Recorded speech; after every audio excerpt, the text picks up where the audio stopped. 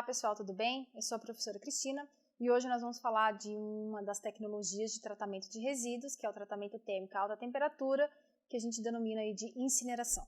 O processo de incineração acontece dentro de um reator, que a gente chama de incinerador, e que tem aí a característica, tem o objetivo de reduzir a quantidade de massa e volume de resíduos, bem como diminuir a periculosidade. Esse tipo de tratamento ele é bastante recomendado para resíduos de serviço de saúde e resíduos industriais devido a essa periculosidade. E tem alguns aspectos operacionais que são muito importantes dentro do processo que a gente vai analisar aqui um a um, tá bom? Bom, hoje nós vamos apresentar os principais aspectos relacionados ao tratamento térmico, né, que é realizado a alta temperatura, que a gente chama aí de incineração. Os principais tratamentos de resíduos sólidos podem ser classificados em incineração, pirólise, gaseificação, micro-ondas, autoclave, sendo que a gente tem aí uma tendência muito grande do aproveitamento energético dos gases, né, que são gerados aí desses processos, ok? A incineração, ela consiste nesse processo, numa reação química de combustão, que na presença de oxigênio e de um combustível auxiliar, ele, dentro de um reator fechado, que a gente chama de incinerador, ele vai converter essa massa de resíduos, esse maciço, né, de resíduos que são gerados dos nossos processos, dos resíduos de serviço de saúde, em cinzas, gases e líquidos, ok? Então, a gente tem uma redução significativa da massa e da periculosidade desse tipo de material, porque nós estamos submetendo esse material a alta temperatura, dentro de um processo de combustão, que é uma reação química que acontece aí para a conversão desse tipo de material. A incineração, ela utiliza a decomposição térmica através de um processo de oxidação que vai reduzir a massa e volume e, principalmente, reduzir a periculosidade desses resíduos. Então, os resíduos de serviço de saúde, eles são extremamente perigosos, né? Então, a gente tem aí vírus, bactérias, a gente tem aí peças anatômicas, a gente tem aí substâncias que são geradas aí, remédios, uma série de outros elementos que caracterizam esse tipo de resíduo como perigoso. E, portanto, a gente precisa dar um tratamento adequado. A gente não pode descartá-lo num aterro sanitário sem esse prévio tratamento. É uma quantidade significativa, a gente precisa reduzir em massa e volume e, principalmente, diminuir essa possibilidade de contaminação à saúde pública, que é a periculosidade desses resíduos.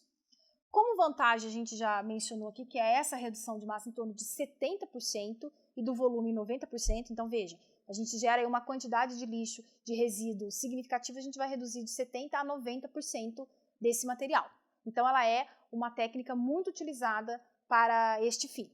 Mas a gente tem que entender que existe aí um material remanescente, que são as cinzas, e estas sim podem ser descartadas no aterro sanitário, porque o próprio processo já diminuiu a quantidade desse material e produziu cinzas que já são inertes. Então, elas não vão causar nenhum dano à nossa saúde, nenhum dano à população ou ao meio ambiente, porque é uma massa inerte, não vai reagir, não vai causar nenhum tipo de perigo, nenhum risco à saúde da população. A incineração, ela é recomendada para os resíduos do serviço de saúde e resíduos industriais por conta justamente dessa característica perigosa. Então, o que seria um resíduo caracterizado como perigoso? Ele pode ser reativo, ele pode ser tóxico, ele pode ser inflamável. Então, esse tipo de material ele não pode se juntar a outros tipos de resíduos e ser descartado ou tratado de forma igual aos demais. Então, ele tem que ter uma atenção especial. Então, vejam, a gente que trabalha, a gente que frequenta um hospital, hoje nós estamos ainda vivendo um período de pandemia. Então, esse tipo de material ele não pode ser descartado no lixo comum.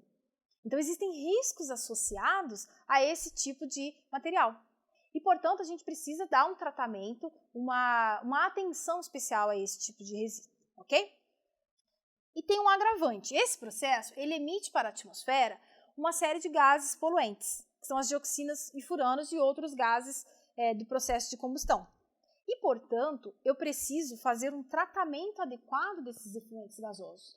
Então, o processo de incineração, ele é muito eficiente para reduzir massa, volume e periculosidade, mas ele gera aí um efeito colateral, que são a emissão desses efluentes gasosos e que precisam ter um tratamento adequado. Então, toda usina de incineração, ela tem acoplada um sistema de tratamento de lavador de gases, de filtros e de uma série de outros equipamentos para melhorar a qualidade desse gás que é emitido para a atmosfera. Ok? Bom, o processo de incineração ele requer algumas etapas muito importantes. Então, eu preciso preparar o resíduo para essa combustão, eu tenho que fazer o processo de combustão, a oxidação térmica a alta temperatura, então eu preciso controlar o meu processo, né, a minha parte operacional, meu controle operacional. Eu tenho que fazer aí o tratamento dos efluentes gasosos, dos efluentes líquidos e, principalmente, encaminhar, acondicionar para a disposição final dos resíduos e aterros sanitários os processos, os subprodutos do processo de incineração, que são as cinzas, ok? Então, dentre todas essas etapas, o profissional que for atuar nessa área, ele precisa dar muita atenção sobre essas principais etapas. E como a grande vantagem do processo, né, como a gente já mencionou, a redução da periculosidade, a redução de massa e volume, tem uma redução imediata dessa quantidade de resíduos gerados, é diferente de um tratamento biológico que requer mais tempo para converter esse material em outros tipos de substâncias ou diminuir a sua carga orgânica ou a sua periculosidade, né, como acontece nos tratamentos biológicos. Eu não preciso transportar os resíduos, muitas vezes o processo de incineração ele pode acontecer próximo da fonte geradora, né, dependendo aí da quantidade, né, se economicamente é viável ou não. Então, ele pode ser realizado na própria fonte geradora, minimizando esses gastos. A gente tem aí um aspecto muito importante que a gente já mencionou, que é o aproveitamento energético dos gases, né, do vapor que é gerado aí desse processo de combustão para a geração de energia. Então, a gente está aproveitando os resíduos, fazendo um processo de redução de massa e volume desse material, a gente está aumentando a vida útil do aterro sanitário e, em consequência, a gente ainda consegue gerar energia através do subproduto aí do processo, que são esses gases, ok? A área para a instalação da incineração, ela é muito menor do que um aterro sanitário, né? A gente tem aí a redução da formação do chorume, né, do lixiviado, como acontece no aterro sanitário, então não é um passivo ambiental. Mas lembrando que a gente precisa fazer aí o tratamento desses gases. E o processo de incineração, ele gera também as dioxinas e furanos, né? Então, nem todos os tipos de resíduos gerados dos nossos processos e produtos, eles podem ser incinerados. Eu tenho uma restrição da umidade, porque a gente está falando aí de um tratamento térmico, né? Então, se a gente tem aí um material muito úmido, a gente vai ter um dispêndio de energia muito significativo para queimar esse tipo de material, né? Então, a gente tem aí uma restrição do teor de umidade do processo. Como eu disse, a gente precisa aí do tratamento desses efluentes. Ele tem um investimento bastante expressivo, né? Até porque a gente precisa de um equipamento muito robusto, dos controles operacionais. A gente precisa de profissionais muito bem qualificados para poder operar esse tipo de equipamento, né? Então, ele tem alta temperatura, a gente tem ali a formação de gases, tem um monitoramento dos efluentes gasosos, o tratamento desse tipo de efluente. Então, a gente precisa ter aí profissionais extremamente qualificados.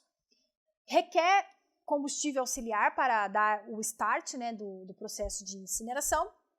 E aí, como eu já disse, a gente tem aqui a formação das dioxinas e furanos, que é devido aí à presença de cloro e de outros materiais que estão presentes aí nos resíduos, como, por exemplo, plástico, ok? Bom, no processo de incineração, devido a algumas condições que não são as mais adequadas possíveis, como, por exemplo, condições subestequiométricas, ou seja, condições abaixo da quantidade de oxigênio que é necessário para um processo para uma reação de combustão. Eu tenho, e também devido à presença de cloro na composição elementar dos meus resíduos, porque eu tenho ali uma variedade de resíduos muito expressiva. Então, eu não consigo controlar todos os tipos de substâncias e elementos que compõem aí o meu resíduo sólido. Então, devido a essas condições, existe uma predisposição para a formação dessas dioxinas e furanos, que são substâncias altamente cancerígenas.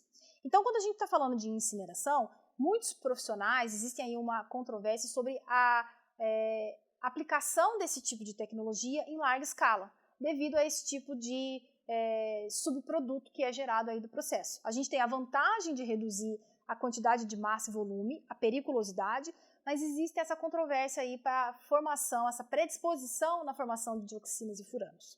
Então, a gente vê muitos artigos falando sobre as vantagens e as desvantagens e vendo se não há uma outra alternativa para a gestão dos resíduos. É por isso que eu reforço que é muito importante a gente seguir aquela prioridade que estabelece a Política Nacional de Resíduos Sólidos, que é a minimização dos resíduos, a reutilização, a reciclagem, a compostagem, o tratamento térmico ou outro tipo de tratamento para depois a gente dispor no aterro sanitário. E o tratamento da incineração, ele é recomendado para esse tipo de resíduos, como o de saúde e os industriais, por conta aí desses aspectos negativos que acercam aí esse tipo de tecnologia, ok?